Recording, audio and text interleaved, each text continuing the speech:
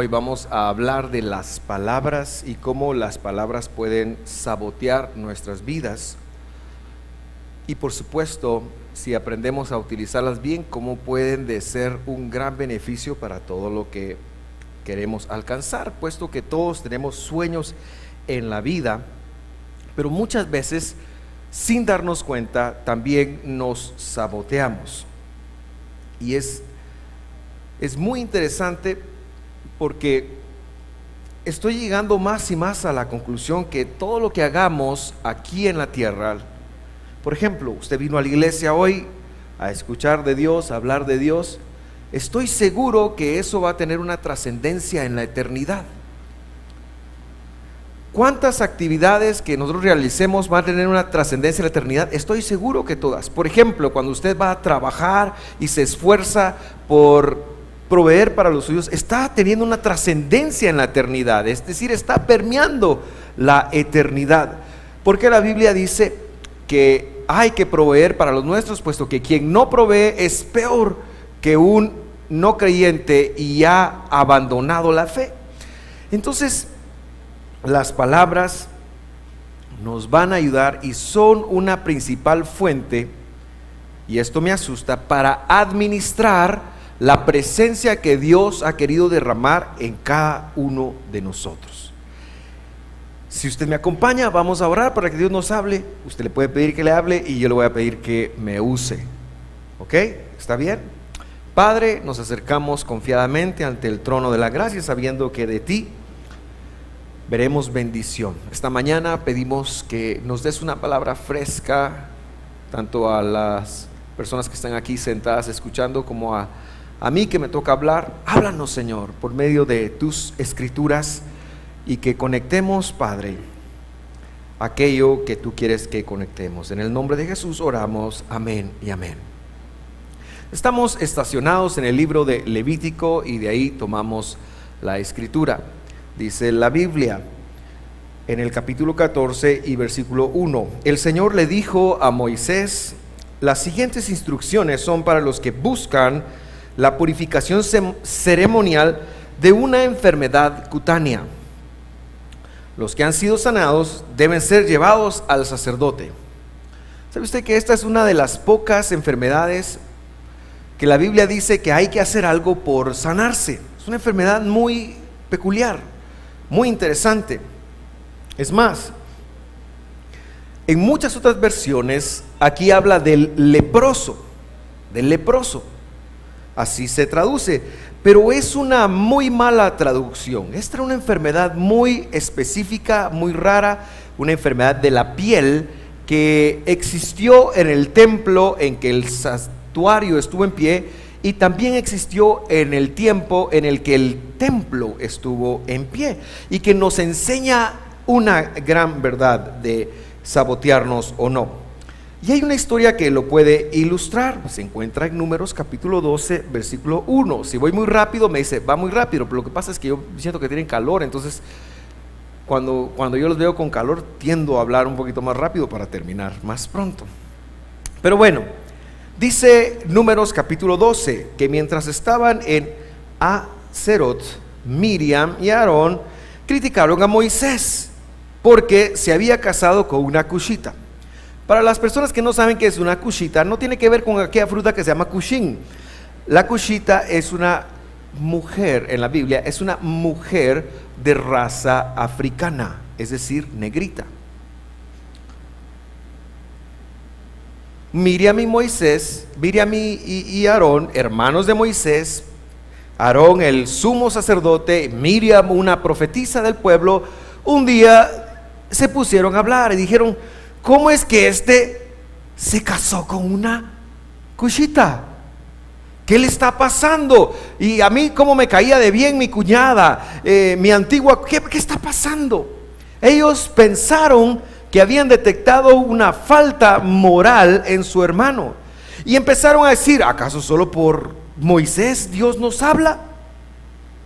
Entonces lo escuchó Dios. La historia es que lo escuchó Dios, y la cosa se puso muy interesante. Le he parafraseado, pero el versículo 9 dice que el Señor baja, desciende y los llama. A ver, venga, vamos a hablar, vamos a hacer cuentas.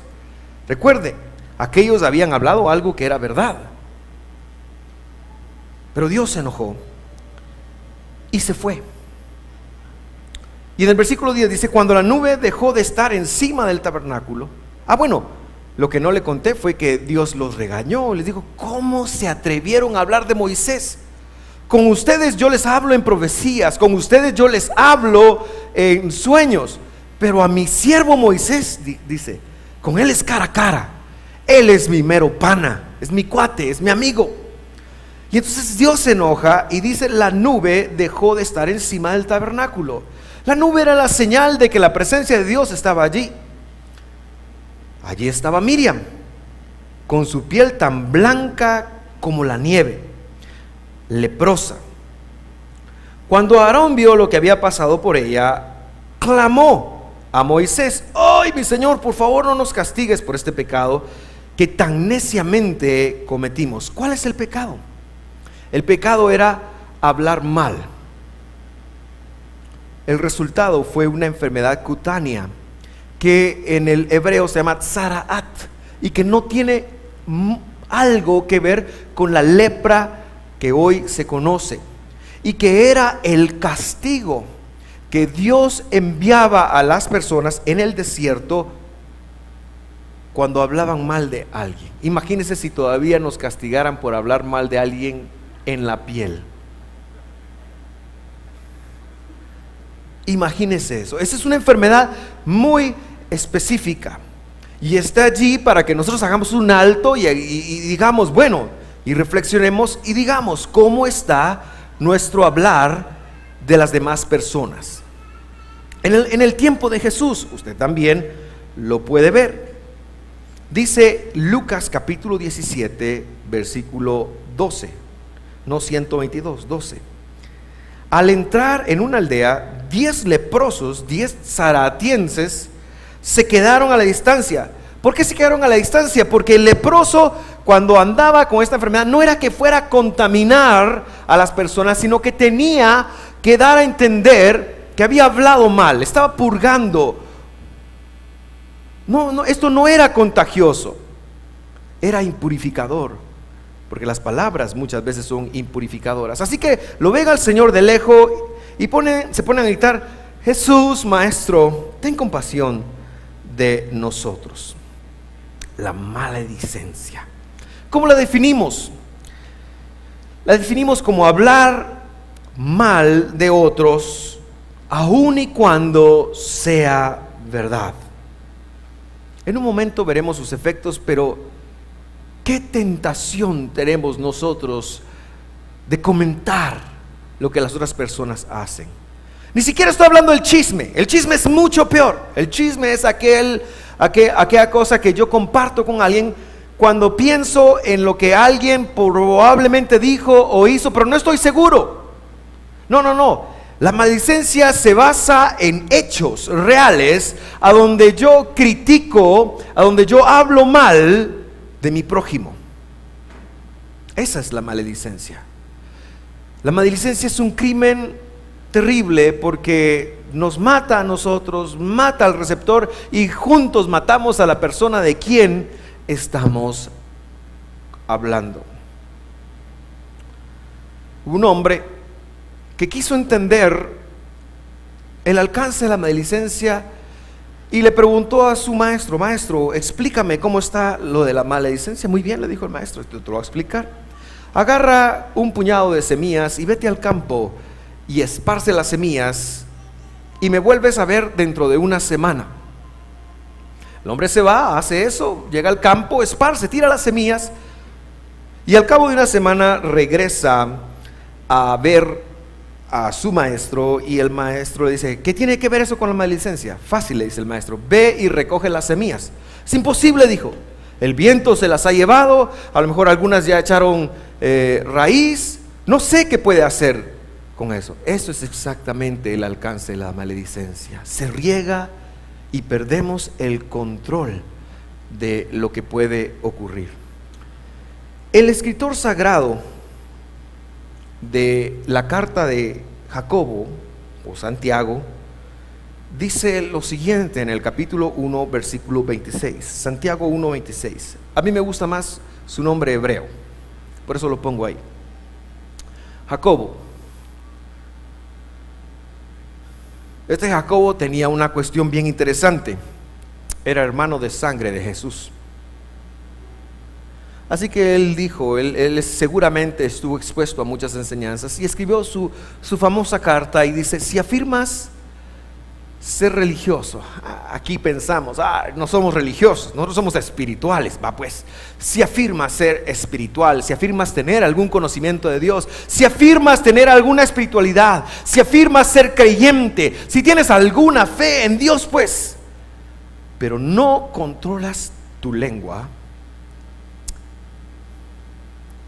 te estás engañando a ti mismo. Y tu espiritualidad no vale de nada. ¡Wow! ¡Qué duro! Si afirmas que conoces a Dios de alguna manera, porque esa es la intención de la religión, pero no puedes controlar tu lengua, es decir, no le puedes poner un frenillo a tu lengua y escoger las palabras, entonces que vengas a levantar las manos, que cantes, que bailes, que dances, que lo que hagas, no te vale de mucho, no te vale de algo. Tenemos que entender la importancia de las palabras. Ahora bien, el título del sermón es Deja de sabotearte. Y yo no sé si usted ya dio para dónde voy o hacia dónde va mi venenito, pero si todavía no sabe, vamos a empezarlo a explicar en esta manera. En su mensaje más famoso, Jesús enseñó varios principios. Un principio que enseñó, que está en Mateo capítulo 6, 19, dice: no almacenes tesoros aquí en la tierra, donde las polillas se los comen y el óxido los destruye, y donde los ladrones entran y roban. O sea, a veces estamos tan enfocados en las cosas que son temporales. Sí, esta es una referencia directa a las finanzas, al manejo financiero de cada uno de nosotros, pero podemos extenderlo a una cuestión de prioridades, ¿verdad? Estamos tan enfocados en las cosas de la tierra. Nos levantamos y en lugar de orar abrimos el Facebook. Antes de acostarnos nos despedimos de ESPN y no de Dios. Estamos terricularizados tremendamente. Y por supuesto, lo que pasa acá, a veces no nos podemos dormir por las cosas que tenemos que hacer en el futuro. Pero Dios está diciendo, las cosas de la tierra sí tienen una importancia, sin embargo no son más importantes que las cosas del cielo. Tienes que aprender a almacenar tesoros en los cielos. El versículo 20: almacena tus tesoros en el cielo, donde las polillas y el óxido no pueden destruir y los ladrones no entran a robar. Donde esté tu tesoro, allí estará también los deseos de tu corazón. ¿Por qué, Señor Jesús? Esto es muy fácil. ¿Cuántos años vas a vivir en la tierra? ¿Cuántos vamos a vivir? ¿Sabe alguien? 100. ¿Quién va a vivir 100? Qué bueno. Como dijo el tío Cheo, ¿y vos me vas a mantener? Cuando dijeron que cumpla otros 50. No sé, pero no somos eternos. 80 años, ¿le parece bien? 90 años, ¿está bien? 90. ¿Le gustaría vivir 90 años? ¿A quién le gustaría vivir 90 años? Levánteme la mano. Gracias, gracias. Es una promesa de Dios tener una larga vida y con muy buena calidad. Es una promesa de Dios. Pero sucede que en esos 90 años, Dios ha puesto el sistema para que tú determines cómo vas a vivir el resto de tu eternidad. O sea, los 90 años que pasemos aquí en la tierra son determinantes, son demasiado importantes, porque Dios les dio el poder de definir cómo tú vas a vivir por la eternidad. Eso es muy importante que lo conectemos. No estás de paso aquí para comer en Mac, abrir el Facebook, trabajar, hacer familia, procrear. No estás de paso solamente para eso. Hay un trabajo espiritual que Dios espera que tú hagas, que te permita enviar un tesoro al cielo, que funcione de capital. Un tesoro al cielo. Es una gran responsabilidad lo que estamos haciendo, y porque, como decía al principio, todo lo que hacemos en el mundo físico tiene una injerencia en el mundo espiritual. Y entonces Dios te permite este tiempo de libre albedrío, porque cuando tú partas de esta tierra, el libre albedrío, creo yo, se va a limitar mucho. Pero aquí tú tienes libre albedrío. El miércoles en el servicio de milagros, yo compartía con las personas algo muy interesante. Tengo una perrita, la estimada Bubu, quizás usted la conozca. Esa chucha a las 8:30 de la mañana se sale a tomar el sol todos los días. Y un día probé yo y le cerré la puerta y no la dejaba salir. Y estaba ella inquieta. Así que cuando le abrí, se salió a tomar el sol. Porque en su constitución de perrita, Dios le permitió a ella tener la inteligencia que instintivamente la hace a tener su dosis de vitamina D por la mañana. Yo de bruto a las 11 me estoy quemando, porque tengo libre albedrío. Mi problema es que tengo libre albedrío y puedo hacer lo que se me venga en gana. Ella no.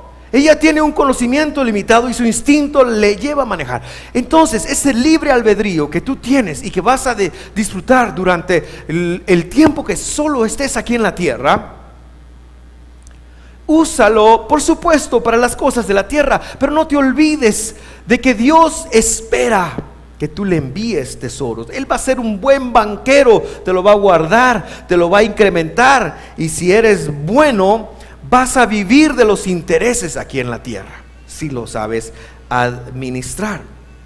¿Cómo hacemos para enviar mandamientos, para enviar tesoros al cielo? Es muy fácil. Tenemos que entender la palabra de Dios y cumplir sus mandamientos. En el contexto de Mateo 6, sobre todo los mandamientos económicos. Si usted lee Mateo 6, ese es el contexto.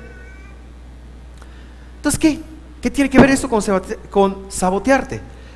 El problema es que tu lengua te puede vaciar tus tesoros. Tu lengua puede arrancar las buenas siembras que has hecho. Tu lengua está para sabotearte si no aprendes a controlarla. Las palabras que hables son demasiado importantes, especialmente las palabras que tú puedas hablar de tu prójimo. Y nosotros arrancaremos los tesoros del cielo cuando nos dediquemos a quejarnos de los demás, cuando estemos hablando mal de los demás. Por eso mi padre decía: mire, todo, cuénteselo a 3 personas. Cuénteselo al abogado cuando esté en problemas legales, ahí sí dígale todo. Cuénteselo al médico cuando esté en problemas, y cuénteselo al pastor cuando esté en ministración. Pero lo demás, usted tiene que aprender a utilizar su boca, porque cuando usted emite un mal juicio de un hermano o no hermano de cualquier otro ser humano, usted está vaciando el cielo de sus tesoros. Esta es la lectura con la cual volvemos a la carta según Santiago. Vaya conmigo allá, o Jacobo me gusta más, le decía, en el capítulo 3. Lo puede leer, ahí está conmigo. Hoy vamos Velociraptor, dijo mi amigo una vez. Podemos hacer que un caballo vaya donde queramos y le ponemos un pequeño freno en la boca, dijo Santiago. También un pequeño timón hace que un enorme barco gire a donde desee el capitán, por fuertes que sean los vientos. Lo que está estableciendo es que hay algo pequeño que puede guiar todo lo que se hace. En el caso del caballo es un frenillo, en el caso de los barcos es un timón. De la misma manera, tu vida puede ser guiada por las palabras que tú saques de ella. La lengua es algo pequeño que pronuncia grandes discursos, dice esta versión, la Nueva Traducción Viviente. Así también una sola chispa, una sola vez que no logres controlarlo, una sola vez que se te vaya la onda, una sola vez que vayas a dar rienda suelta a la lengua, puede incendiar todo un bosque. De todas las partes del cuerpo, la lengua es una llama de fuego. Es un mundo entero de maldad que corrompe todo el cuerpo. Nos impurificamos por lo que hablamos. Nos corrompemos por lo que hablamos. La lengua es el timón. Claro, los pensamientos, a veces los pensamientos, pero cuando no controlamos la lengua, ahí está el clavo. Yo tenía un amigo que cuando saludaba a alguien, ¿qué tal vos? ¿Cómo estás? Y por dentro, hijo de la gran, pero él hacía así, él se burlaba, hijo de tu mera madre, y uno así, ¿cómo que dijiste? No, nada vos. Una vez yo le caché haciendo eso, dije, Pero a veces podemos pensar, que tampoco está bien, mal de los demás. Pero lo que yo estoy hablando hoy es que le cuenta hasta que usted lo dice, hasta que usted lo habla. Puede incendiar toda la vida, porque el mismo infierno la enciende. O sea, cuando hablamos mal de los demás, estamos llenando el infierno y saqueando el cielo. Por eso es tan importante. A veces trabajamos, a veces creemos mandamientos, a veces nos esforzamos, servimos, vamos a la iglesia, hacemos esto, hacemos lo otro, pero no aprendemos a controlar nuestra lengua. Nosotros mismos nos estamos saboteando, nosotros mismos nos estamos haciendo daño a nosotros, porque nuestra lengua está llena de fuego. Tus siembras buenas serán arrancadas si no controlas tus palabras. Y la consecuencia, como le pasaba al zaratiense, al leproso de Levíticos, era que tenía que ser desplazado. A veces nos sentimos solos, que nadie nos comprende, que nadie nos ama. ¿No será que es una consecuencia de no poder administrar bien nuestras palabras? Querido hermano, como decía el primer verso de Santiago que leíamos, si no logras controlar tu lengua, tu religión, tu espiritualidad no sirve de nada, te afecta. Entonces, ¿qué voy a hacer? Ya no voy a buscar a Dios. No, eso es lo peor. Hay un mejor camino, hay que seguir con el Señor, pero hay que aprender a no hablar mal de los demás. Hay que aprender a no sabotearnos. Regreso a Jesús en la historia que les contaba y que está en Lucas capítulo 17, donde dice, recuerde, ellos llegaron con Jesús y les dijeron, Señor, ten misericordia de nosotros, ayúdanos. La escritura sigue narrando y dice, Jesús los miró y dijo, vayan y preséntese a los sacerdotes. Por eso sé que era la misma enfermedad, porque la ley establecía que al hablar mal ellos se habían hecho un problema, unas llagas blancas en la piel. La maledicencia era tan terrible que en el tiempo bíblico afectaba incluso las casas. ¿No será que algunas humedades de nuestras casas tienen que ver con un poquito con el wiri wiri?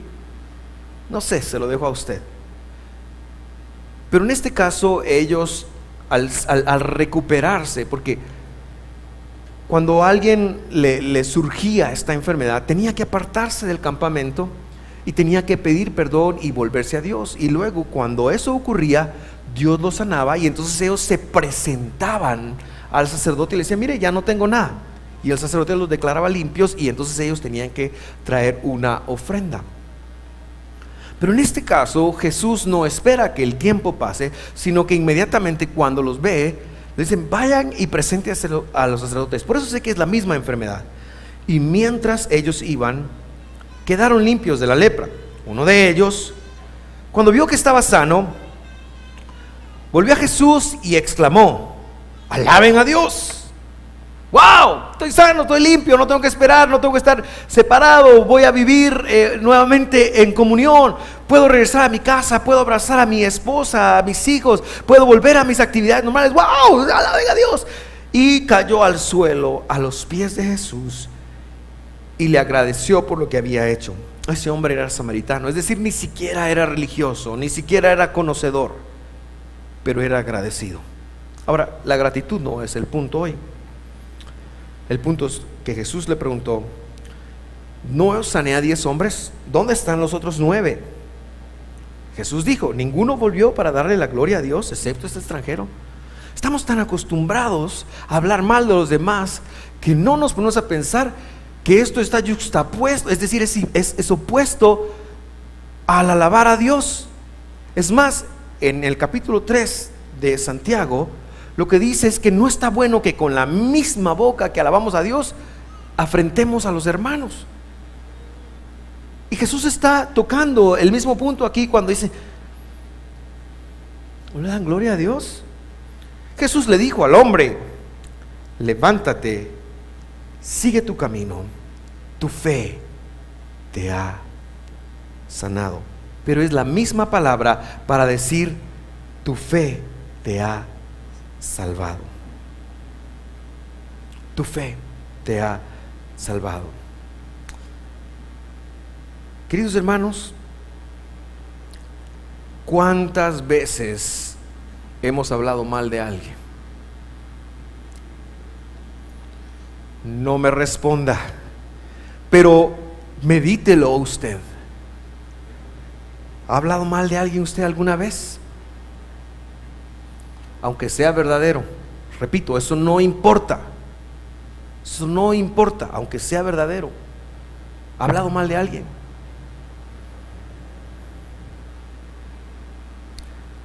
Hemos vaciado nuestro tesoro personal en el cielo. ¿Con qué razón? A veces: Señor, nos tenemos que amparar a la gracia de Dios, la cual es mucha. Bendito sea el Señor por eso. Pero el problema va a ser cuando lleguemos a la eternidad. Hay una cura, hermanos. Hay una cura. Y Jesús nos la dice aquí: ninguno volvió a Dios. La cura para nuestras palabras malas que hemos hablado del pasado. Cuando era niño, una vez estaba jugando fútbol en un lugar que se llama Guatebanco. Mi papá trabajaba en la superintendencia de bancos y teníamos ingreso a ese lugar. Y una vez invitó a un tío mío, y él ya vino a predicar aquí el año pasado, grandotón. Así que estamos jugando fútbol y el hijo de mi tío, o sea mi primo, estaba en mi equipo. Y resulta ser que uno a los 7, 8, 9 años, no recuerdo cuántos tenía, es muy competitivo. Bueno, a veces no se nos quita. Así que en el momento en que él estaba en mi equipo y alguien se lo bailó y le echó un gol, yo me acerqué con él y le llamé y le dije: sos un mula. ¿Alguna vez le ha hecho mula a alguien? No sé. Mi primo se molestó y se salió del partido y su papá lo llamó: ¡hey! ¿Por qué te sales? Ven, regresa, vamos a jugar. No, le gritó, porque el Vladimiro, yo para mis primos soy Vladi, pero ese cuando están enojados me dicen el Vladimiro, me dijo que era un mula. Mi tío se voltea y con una espiritualidad muy profunda le digo: el mula es él.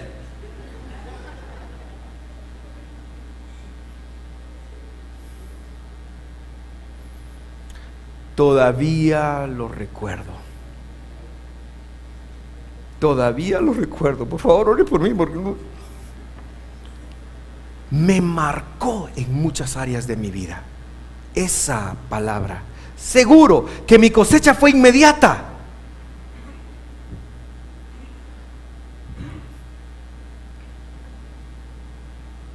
Seguro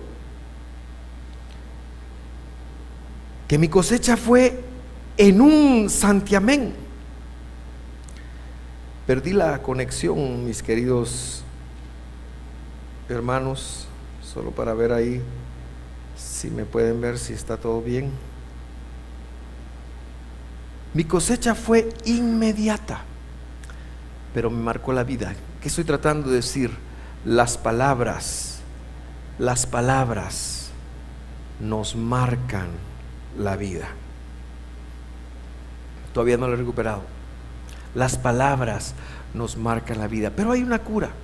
Estaba hablando precisamente de eso. Estaba hablando precisamente de ser sano. Y hablando de ser sano, recuerdo que el versículo decía: volvió a Dios. ¿Cuál es la salida para nuestras palabras? ¿Cuál es la salida? Es la teshuvá. Teshuvá. Teshuvá quiere decir retornar. Lo traducen como arrepentimiento, pero está muy mal traducido. Es un volvernos a Dios e implica tres cosas. Número uno, implica confesar. Yo confieso, Señor, que he hablado mal de las personas. Si recuerda los nombres de las personas, es mejor. Señor, yo confieso que he hablado mal de este y otro. Cuando realmente uno conecta que es la salida, la teshuvá. Número dos, es tener un dolor por haber quebrantado eso es volverse a Dios. Este hombre se volvía con gratitud, pero él sabía que había hecho una falta. Así que no es un decirle a Dios: I'm sorry, Dios. No se trata de eso. Se trata de una verdadera, de un dolor de haber hecho algo incorrecto. Y la tercera cosa es la intención de nunca más hacerlo. Esa es la tercera cosa. Eso es teshuvá, eso es volvernos a Dios. Confesar, tener el dolor de tener: Señor, perdóname, de verdad, perdóname. Hace algunos años ministré a una mamá y a una hija, y la mamá estaba herida con la hija porque le había hecho algunas cositas, pero para salirse del asunto, la hija eran de habla inglesa. Entonces la hija solo decía sorry, le decía. La hija hablaba inglés, había crecido allá. La mamá era de aquí, de Guatemala, no hablaba mucho inglés. Entonces cuando le hacían sorry, decía. Entonces me decía la mamá: es que yo no sé si sorry qué, sorry es un zorrío. Y ella estaba así como, y le costaba enfrentar el tema de su hija.